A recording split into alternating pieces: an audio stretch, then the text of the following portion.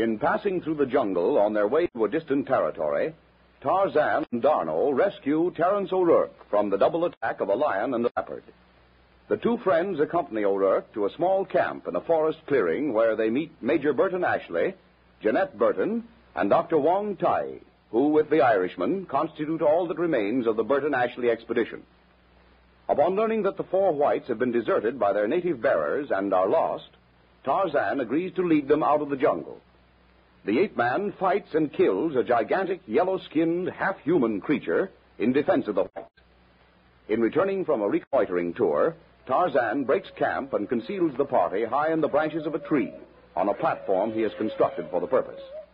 As the little group gains the hidden refuge, they hear the distant thudding of drums.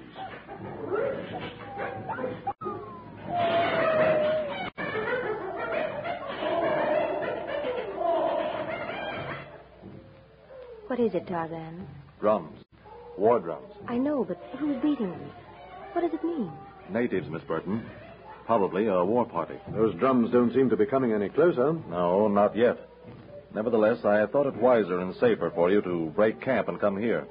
This platform is wide enough for all of you to lie down and get some sleep while you can. And if those natives should come this way? You'll all be safe here. I suggest sleep because we'll have to travel fast and far and carefully before daylight. Then we'll do the best we can. Here, Jeanette, roll up in that blanket between Wong and me. Well, now, just to round out the day and make it perfect, either you or Dr. Wong should fall out of this cradle and land on a lion or something. Those limbs and branches will keep you from falling. Now, get what rest you can. D'Arnot, you put the fire out and scattered the ashes? Oui, mon ami. And you are sure nothing was left behind? Nothing. You must have had a good reason for your actions, Tarzan. What did you find?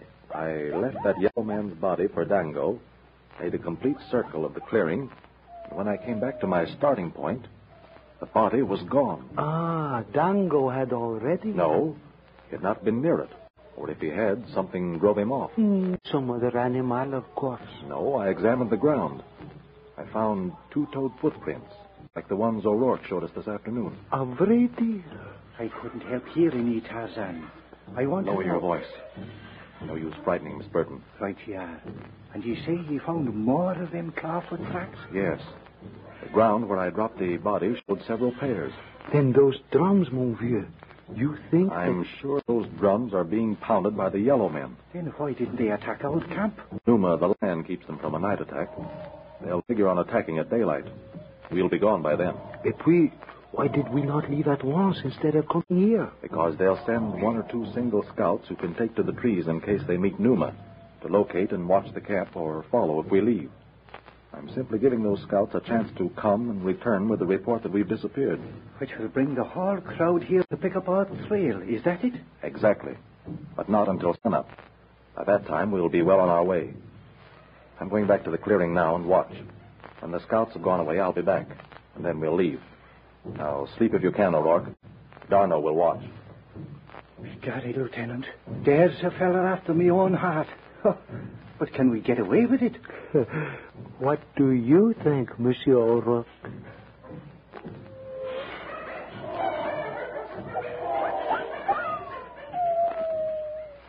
Tarzan's powerful left hand grasps a trailing vine, a dizzy, sweeping arc, and he vanishes in the dense blackness.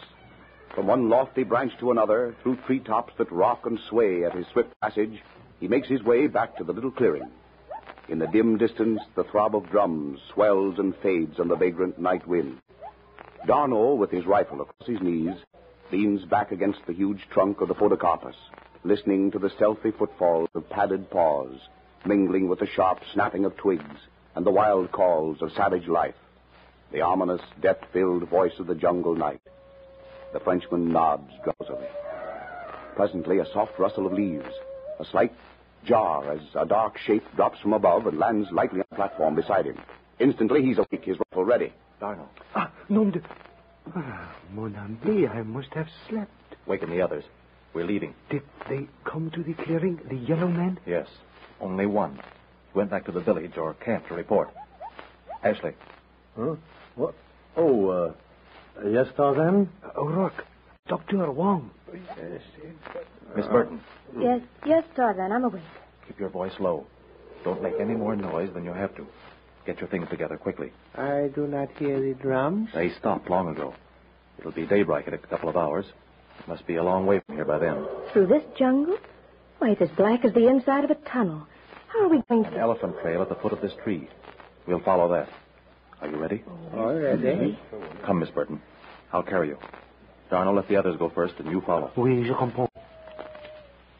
With the speed of a falling stone, Tarzan drops from limb to limb through the darkness to land with a soft thud on the jungle path.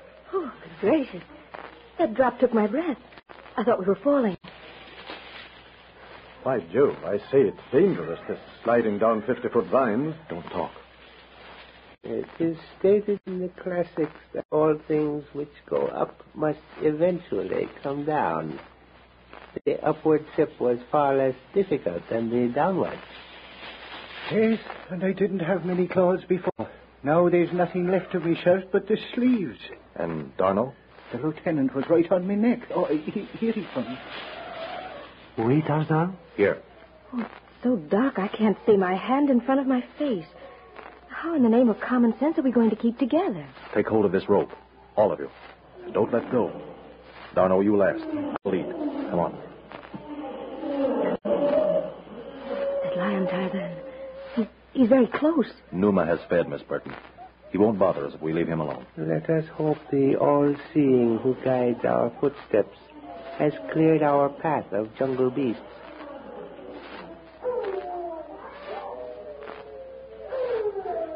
Thus, through mile after mile, Tarzan leads his charges from one dark jungle pathway into another.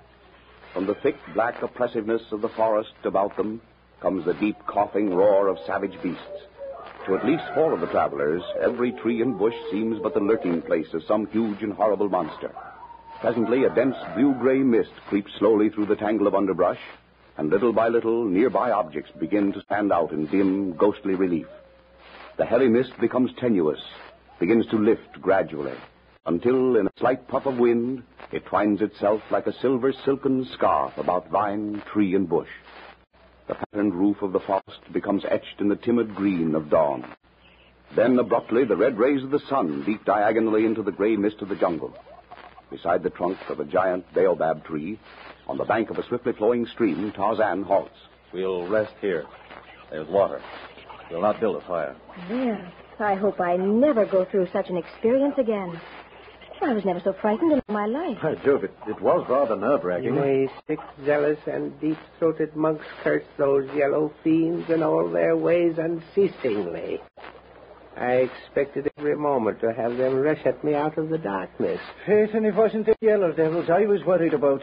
I felt as if every lion in Africa was walking alongside of me, waiting for me to let go of that rope of Tarzan.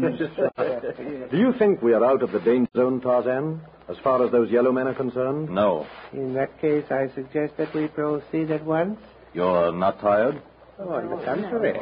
Then fill the canteens. Sure, and we'll do that. Come over here with them water bags. I'll fill them. Mais tu le veux? You are nervous, Tarzan?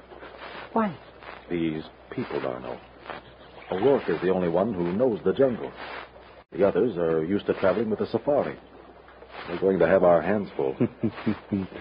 But we have had our hands full before this, with others who knew less of the jungle. Once we reach Ahmed's village, And I suppose, Dr. Wong, that you and Uncle Jim are going to organize another expedition and begin your search for that old city all over again.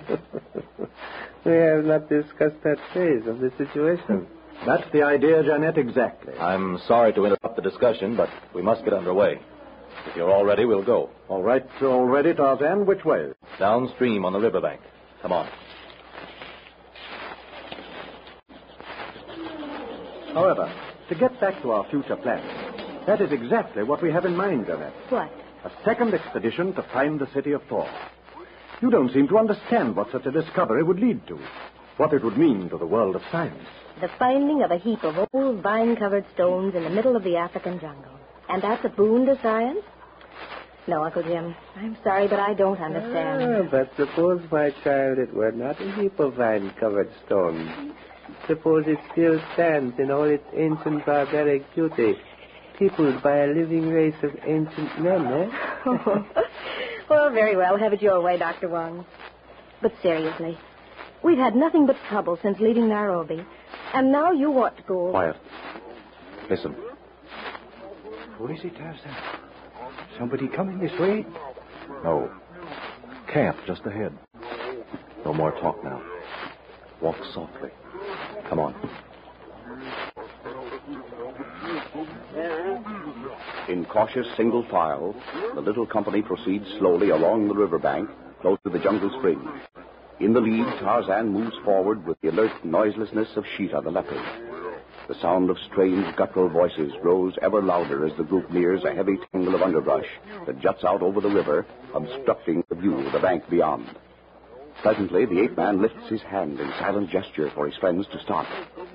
Stealthily, without so much as the rustle of a single leaf, Tarzan moves a heavily matted branch aside and stares into a man-made clearing on the brink of the river.